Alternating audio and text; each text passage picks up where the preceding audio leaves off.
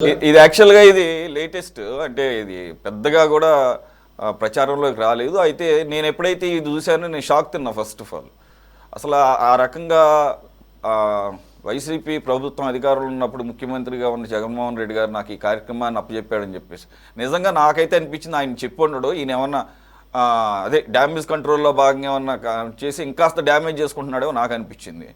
రెండోది ఏంటంటే అసలు ఫస్ట్ ఆఫ్ ఆల్ రాజ్యాంగం కల్పించిన హక్కు అది అసలు నిజంగా చెప్పాలంటే అది యాంటీ మనుషులే కల్పించుకోకూడదు ఒకళ్ళ మతం గురించి ఇంకొకళ్ళు.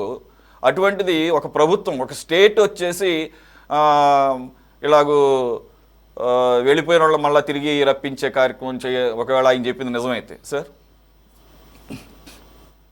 ఒకటి సార్, నేను రెండు విషయాలు చెప్తాను ఈ విషయంలో. ఒకటి రాజకీయపరమైంది, రెండు మతపరమైంది. ముందు మతపరమైన విషయం చెప్తాను. షిరిడి సాయిబాబా ఒకసారి ఆయన దగ్గర హిందూ భక్తులు ఉండేవారు, ముస్లిం భక్తులు ఉండేవారు, క్రైస్తవ భక్తులు ఉండేవారు, శిష్యులుగా ఉండేవారు. ఆయన మసీదులో పరివారంగా సేవకులుగా ఉండేవారు, ఆయనకు అత్యంత సన్నిహితంగా ఉండేవారు. అలాంటప్పుడు ఒక ముస్లిం భక్తుడు, బాబాకు చాలా ఇష్టమైన ముస్లిం భక్తుడు ఒక రోజు వచ్చి, బాబా నేను ఈవేళ ఒక హిందువుని ముస్లింగా మార్చానని చెప్తాడు. అని ఆ వ్యక్తిని పరిచయం చేస్తాడు, మతం మారిన వ్యక్తిని. అప్పుడు బాబా చెంప మీద ఒకటి కొట్టి, నీ తండ్రిని మార్చుకుంటావట్రా అని ప్రశ్నిస్తాడు. అంటే మత మార్పిడిని ఒక అవధూత అంగీకరించలేదు, ఒక సద్గురువు జగద్గురువు అంగీకరించలేదు.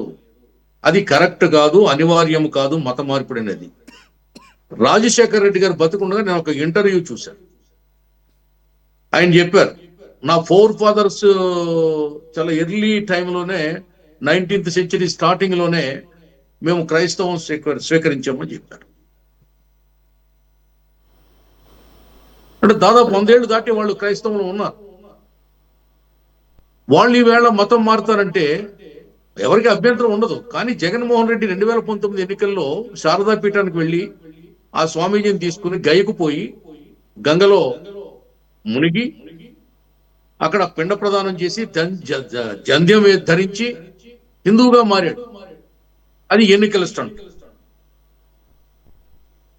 కానీ ఆయన భార్య గాని ఆయన ఇంట్లో వాతావరణం గాని ఎప్పుడూ హిందూ మతాన్ని అవలంబించినట్టు కానీ ఆచరించినట్టు కానీ మనకి ఏ విధమైనటువంటి ఎవిడెన్స్ కూడా లేదు.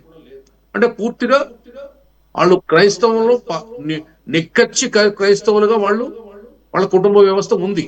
ఇది ఎవరో కాదనలేని విషయం. కాబట్టి జగన్మోహన్ రెడ్డి కరుణాకర్ రెడ్డికి ఎందుకు చెప్తాడు? కరుణాకర్ రెడ్డి తన అస్తిత్వం కాపాడుకోవడం కోసం ఆయన చాలా డ్రామాలు ఆడతాడు. దళిత క్రైస్తవం అని పెట్టాడు. రాజశేఖర రెడ్డి గారు సీఎం గా ఉన్నప్పుడు, ఆయన చైర్మన్ గా ఉన్నప్పుడు దళిత వాడల్లో వెంకటేశ్వర స్వామి దళిత గోవిందం అని పెట్టాడు. ఉపయోగం ఉందండి దానికి? దళిత గోవిందం ఏంటి?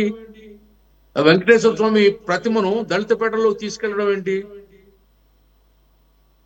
ప్రత్యేకమైనటువంటి దర్శనం దళితులకు ఇప్పించాలి కానీ, తిరుమల తిరుపతి కొండపైన దేవదేవుడు యొక్క దర్శనం ఇప్పించాలి కానీ ఒక బొమ్మను తీసుకెళ్ళి. అదే కరుణాకర్ రెడ్డి ఇది నల్లరాయి, ఇది ఏముంది వెంకటేశ్వర స్వామి అదొక బొమ్మ, అదొక దిమ్మ, నల్ల రాయి అని ఎద్దేవా చేశాడు. కాబట్టి ఆయనకి ఒక మతం లేదు, అభిమతం లేదు, ఆచారం లేదు, ఒక నిలకడ లేదు. రాజకీయం కోసం నానా కుస్తీలు పడతాడు, పిల్లు మొక్కలు వేస్తాడు, హై జంపులు లాంగ్ జంపులు చేస్తాడు. ప్రజలు నమ్మరండి. ఎట్లా నమ్ముతారు? ఏ విధంగా నమ్ముతారు? వాళ్ళ అమ్మాయి పెళ్లిళ్ళు ఏ విధంగా చేసుకున్నారు, వాళ్ళ ఇంట్లో కార్యక్రమాలు ఏ విధంగా చేసుకున్నారు, వాళ్ళ వైఫ్ ఏం చేస్తారు? రాజశేఖర రెడ్డి గారు రెండోసారి ముఖ్యమంత్రి అయినప్పుడు లాల్ బహదూర్ స్టేడియంలో ప్రమాణ స్వీకారం చేసిన సందర్భంలో తిరుమల తిరుపతి నుంచి పండితులు వచ్చి వేదాశీర్వచనం ఇచ్చినప్పుడు వాళ్ళు దేవుని యొక్క శేషవస్త్రాలు ఇస్తారు. వాటిని విజయమ్మ గారు కానీ షర్మిల గారు కానీ టచ్ చేయలేదు. వాటి ఒక అంటరాని వస్తువులుగా చూశాను. వీడియోలో నేను ప్రత్యక్షంగా చూశాను. ఛానళ్ళు యూట్యూబ్ లో కూడా వీడియో ఉంది. కాబట్టి కరుడు కట్టిన క్రైస్తవ మతంలో ఉన్నటువంటి కుటుంబాలు అవి. కరుణాకర్ రెడ్డి కుటుంబం అయినా, సుబ్బారెడ్డి కుటుంబం అయినా, జగన్మోహన్ రెడ్డి గారి కుటుంబం అయినా, ఏ కుటుంబం అయినా వాళ్ళు మతం మారుతాం, వాళ్ళు ఇంకొకళ్ళని మార్పిస్తామంటే పొలిటికల్ డ్రామా కాకుండా దాన్ని ఇంకేమనాలి? అసలు మత మార్పిడి అంశం అనేది ఇప్పుడు ఎందుకు, దేనికిది? కుల మార్పుళ్ళు, మత మార్పుళ్ళు, లేకపోతే కులం గొడవలు, మతం గొడవలు అవసరమా ఇప్పుడు? కరెక్ట్, ఉద్యోగాలు లేక, కరెక్ట్. ఉపాధి లేక, ఆర్థికంగా జనాలు నానావస్థలు పడుతుంటే ఈ ఏమిటి సార్ ఇది? ఇంకా మతం పేరిట, కులం పేరిట ఈ కుంపట్లు ఏంటి, ఈ డ్రామాలు ఏంటి? కరెక్ట్. పూర్తిగా ఇది తప్పు సార్, కరెక్ట్. ఖండిస్తున్నాం నేను. బాగా చెప్పారు.